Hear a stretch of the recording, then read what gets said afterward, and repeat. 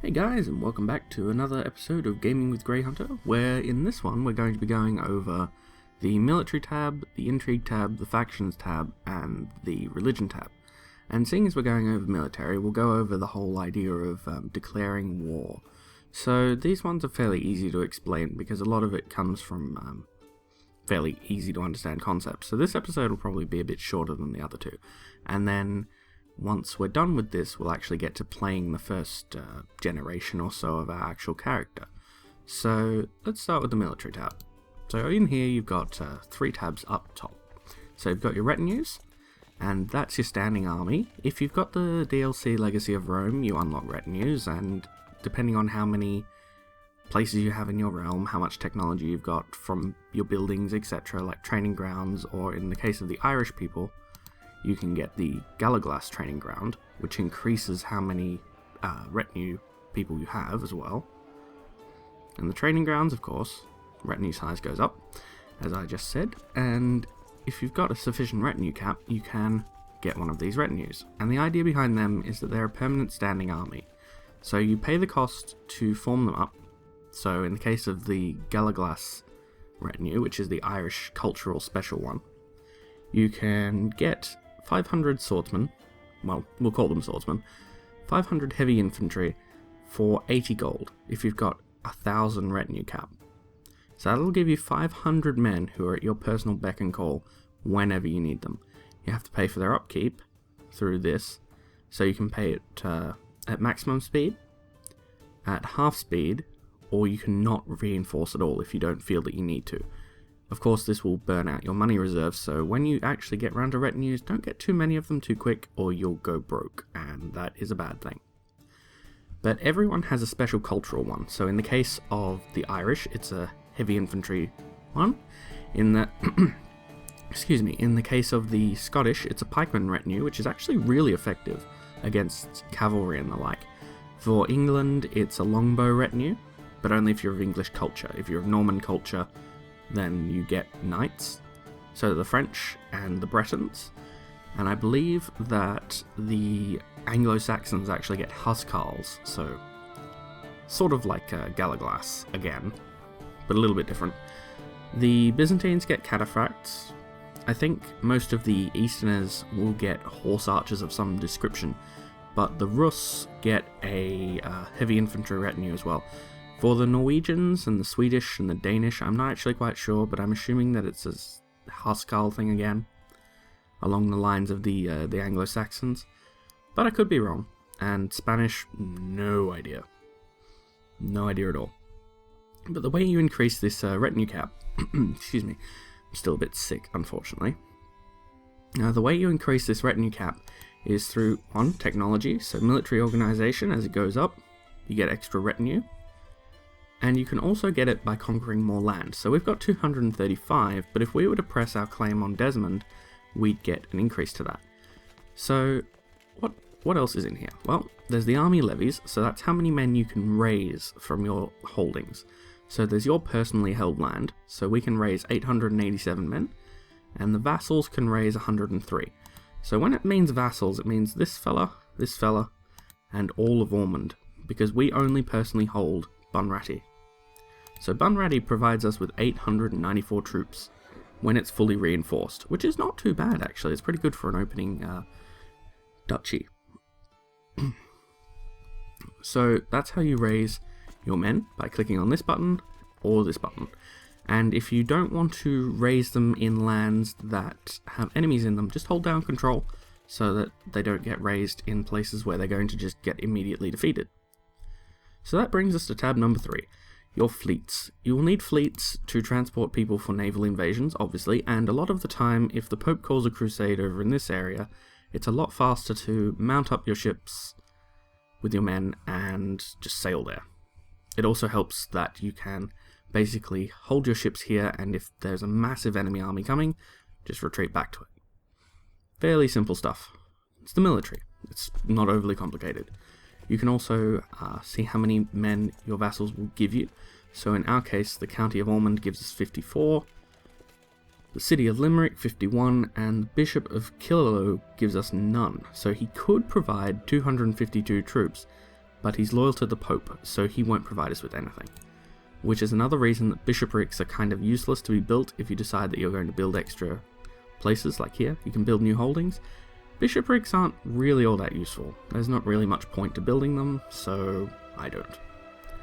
Of course, they're good for piety, but you could just go on Crusade, because if you go on a Crusade and you win, you get all the lower holdings too, so you can just give them to bishops, get piety boost from it. You can also hire mercenaries, which are always lovely, because if you've got enough money, you can hire mercenaries to do the whole assaulting business at the last moment if you have to, which is nice. And if you buy them and then you have most of them killed on the assault, Machiavelli would be very proud of you, because then you don't have to pay them as much. Always a plus. And then of course you've got Holy Orders. In 1066 there aren't any, because obviously the Crusades haven't happened yet, but over time you'll get a few messages about the Templars, the Hospitallers, and the Teutonic Order.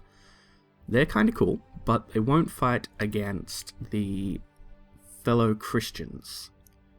So you have to be a little bit careful. If you, say, hire them for a war against France, they won't help you.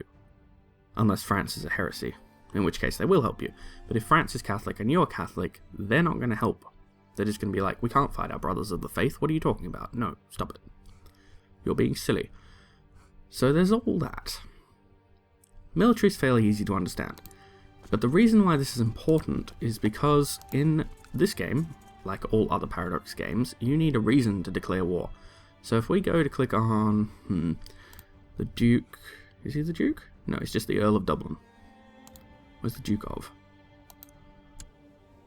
Oh, they start unformed now. Oh, okay, that's cool.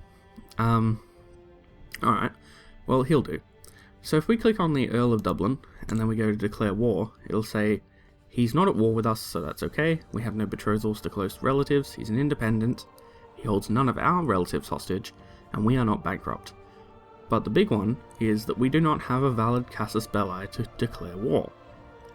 We have no reason to fight him, which is why obviously we've sent out our guy to fabricate claims, because they count as reasons. But if we click on a few other people, you'll see that we don't have reason to declare war on any of them.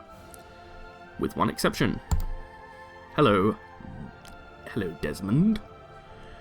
We've got a reason to declare war on him because we're technically his liege. We have a de jure claim on the land. So there's two different types of claims. Well, there's two different types of claims, and then one of them has a different subtype, so... Okay, we'll explain the two different types first. So the first type is obviously a fabricated claim. And if you fabricate a claim, you get a strong claim on the county that goes away with your death. Usually. Those can be pressed, but they won't be de jure claims, they'll be claims in your name. So if you have multiple of them and you declare war on a single person, so say you had claims on Mortain, Evru, Rouen, Yu, and Vexin, and they were fabricated claims, you could declare war for all of them in one go. If they're claims for different people, which will occasionally happen, you'll have fellas who have claims on land that you don't own. You can press it, but you can only press them one at a time.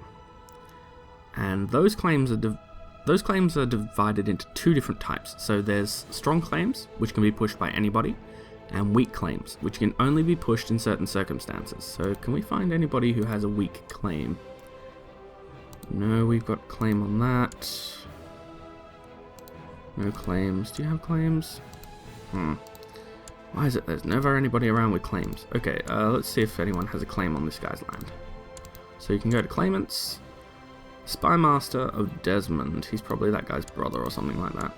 Okay, so he's got a strong claim. On succession, strong claims are given to children who are second or third in line of succession. That's one way to get them. You can get them through inheritance, or, as I said, you can get them through fabrication. Fabrication is very difficult though, and it costs a bit. Let's see, is there anybody who's got a claim on you? You're the heir, so no, you don't count. You're the Count of Gwent. Actually, you might have a weak claim. No, you have a strong claim as well. There's got to be somebody around here with a weak claim. Let's try you. No, you've got a strong claim as well. God damn it, there's never anybody around with a weak claim when you need it to demonstrate a point.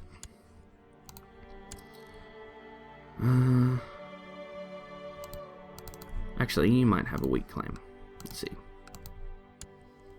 In our court, Donchad.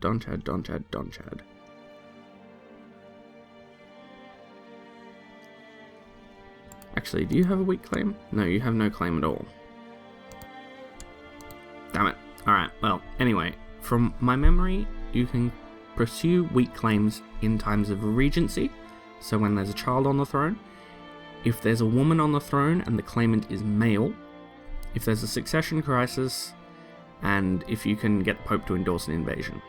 So they're very circumstantial, really, but they can be quite handy for expanding the realm if you can push them at the right time, so they're very useful. And of course, as we already looked at, the other reason you can declare war is for a de jure claim. There's also holy wars and crusades and, you know, that sort of thing. So holy wars, obviously, you're fighting somebody who's not your religion. Crusades, you're joining the Pope, so you don't need a reason, he's already declared war, that sort of thing. But the ones that you'll usually be pressing are de jure claims or claims of yourself or your other people that are not de jure, but they are claims that you can push. So technically, the County of Desmond is a vassal of us, which is cause enough for war. So if we go to war with him, he becomes our new vassal.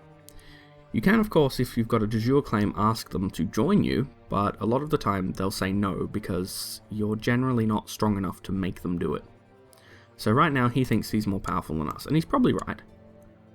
No, we're about on par. But because we're on par, he's actually thinking, well, I could possibly win this if I had enough money and could hire some mercenaries, so no, I don't really want to join you. That's okay.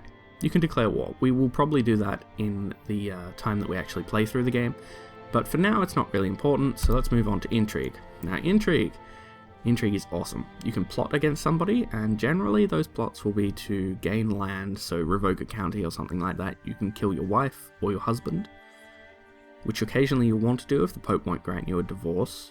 You can plot, obviously, by clicking on this fella, for example, you can plot to kill him, like so, and then you can try to get people to join you. Probably won't work, at least not in the early game. I mean, you could try getting this guy to help you, but he's got too many negatives of us, as opposed to his brother, I assume it is.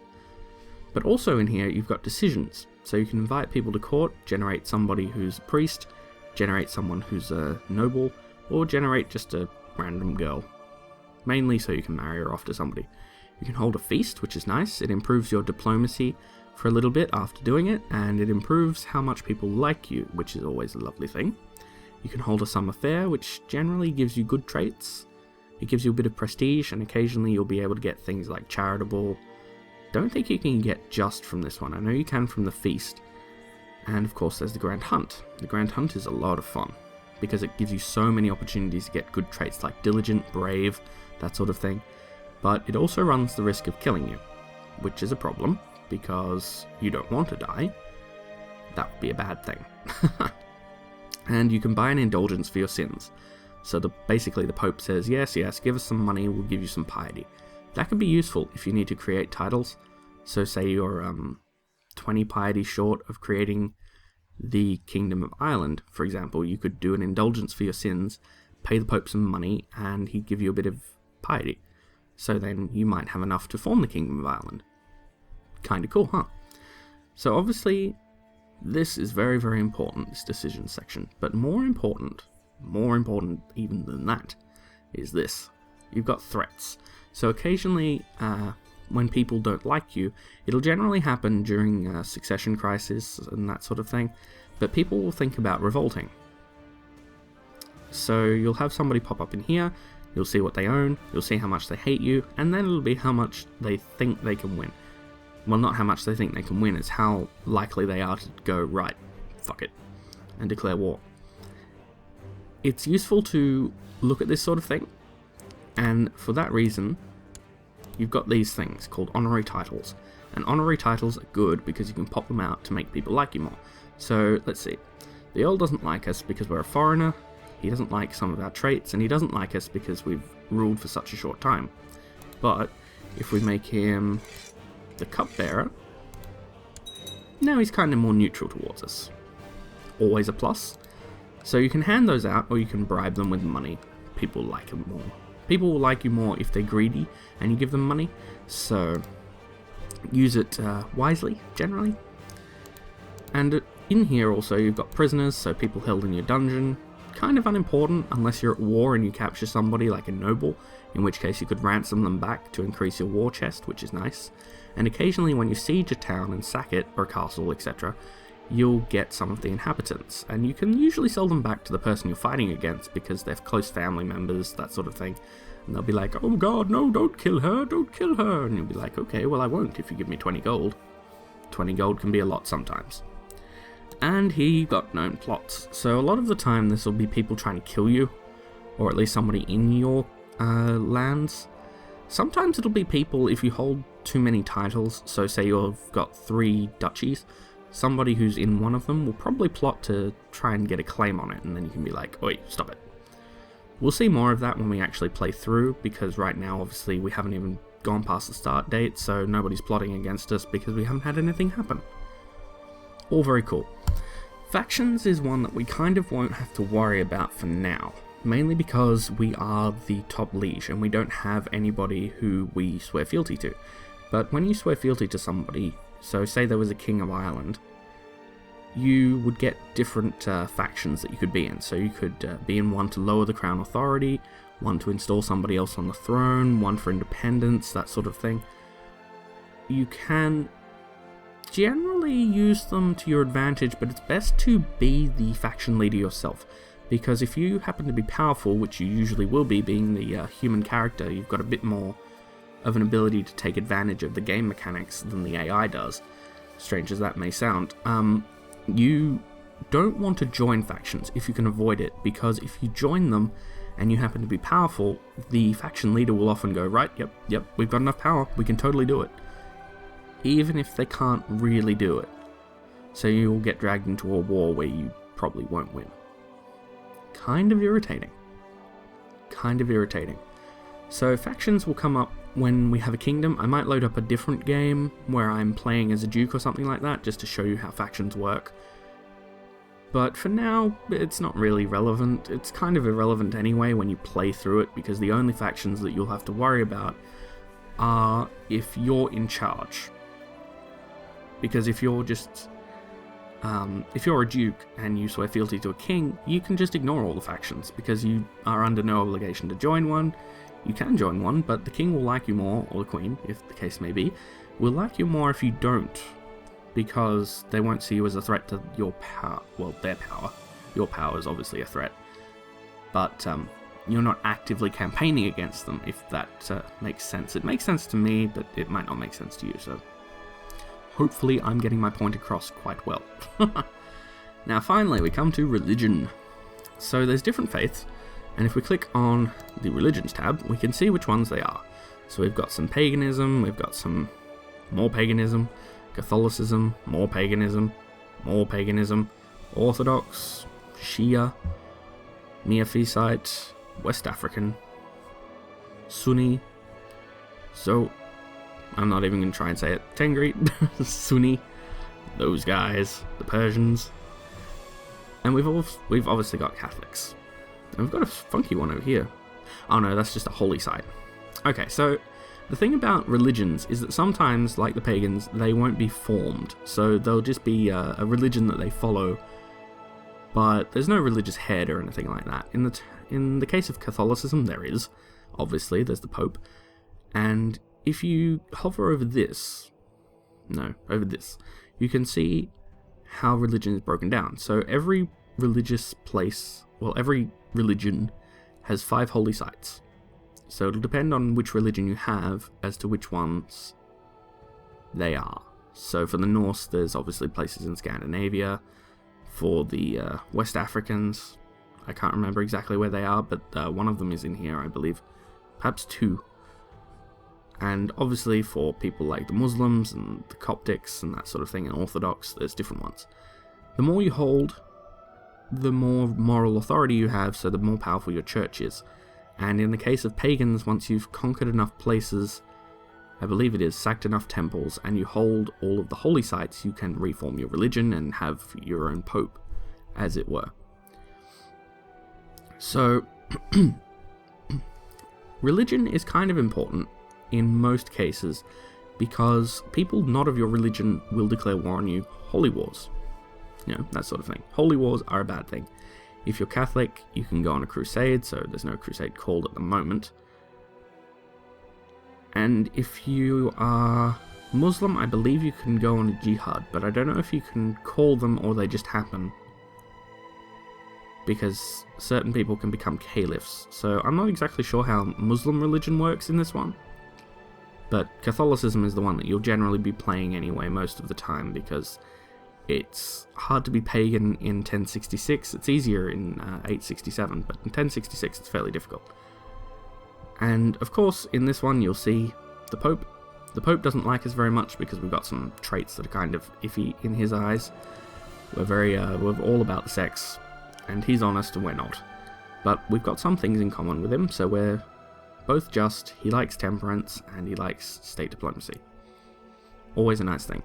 The other thing about moral authority, while I remember, is that moral authority can be changed by winning crusades, losing holy defenses, etc., that sort of thing. And if it drops below a certain point, you'll start getting heresies. So at this point, you'll probably get a heresy unless they go on crusade and win. In the LP game I'm doing currently, if you guys want to take a look at that, we've got a current moral authority of 100 because we've won some crusades, we've won some holy wars, that sort of thing. We hold most of the places that are important to our religion, and the Pope is actually fairly good in my one. He's a bit of a dick on occasion, but he's fairly good. Generally, you won't have to worry about the Pope too much. You want him to like you, because if he doesn't, he'll excommunicate you, and if you're excommunicated, that's yet another reason for people to declare war on you. You are a heathen! You are a heathen and you must be dethroned. Because, that's the way it works. Clearly. And here you can also see your vassal bishops. So it's a very easy way to see how much they like you versus how much they like the Pope. And if you've got free investiture, you can make an anti-Pope. So if the Pope is annoying you and you don't like him very much, but you've got free investiture as a law, you can just go, right, well, you're not helping me, so I'll just make my own Pope, thank you very much. It costs a significant amount of piety, and it actually reduces the moral authority of the church by a lot. So don't do it too often, because if you do it too often, people start to hate you. Not only the fellow Catholics, but also heresies start showing up, and the more heresies show up, the more they hate you, and it gets very, very, very, very bad very quickly. But the other thing that's in here, if you've got free investiture, is you can appoint a successor. So this is useful if you've got Gavelkind succession, and if you do have Gavelkind succession, you can eliminate heirs from the line of succession. You can do this with all the other ones, but it's mostly useful for Gavelkind, I've found. So by naming them a bishop. So if he should happen to die, and he should inherit and say he was our son, he would become a bishop and thus be removed from the line of succession, which is kind of good. It's useful in certain circumstances. Obviously, as Irish people, for us Tanistry is the best one, because Tanistry means that things cannot pass outside of your dynasty, but everyone's fairly happy with you because you're ruling as they see fairly. So it can be useful. But yeah, that's about it for how all this stuff works, and in the next episode of Gaming with GreyHunter, we'll actually start the game proper and begin putting all this knowledge to use. So hopefully this has been fairly informative for you so far. I apologise for the fairly long episode lengths. It's been difficult trying to get it all into a few episodes so we can actually get to the action, because, it's about the action. Game guides are cool, but you want to see how they work as well. So hopefully, once you guys have seen this, the week after you've seen it, hopefully you'll be able to watch us beginning to play as the petty king of Munster, King Sean, the first of his name, of McGillapatrick, with a funky house crest that I really probably should have put more effort into, but really didn't, because I'm lazy. But anyway, I will see you guys next time, so until then, this is GreyHunter, signing out. Toodaloo!